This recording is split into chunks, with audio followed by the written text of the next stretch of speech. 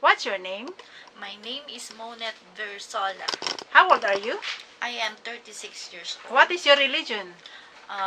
Iglesia ni Cristo. I'm a Christian. Are you married? Yes. Do you have son or daughter? Yes. How old are they?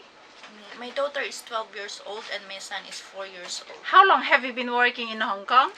2 years finished on July. Do you have any working experience in other countries? No, ma'am. How long have you been working with the current or previous employer? 2 years. Where is your employer living in?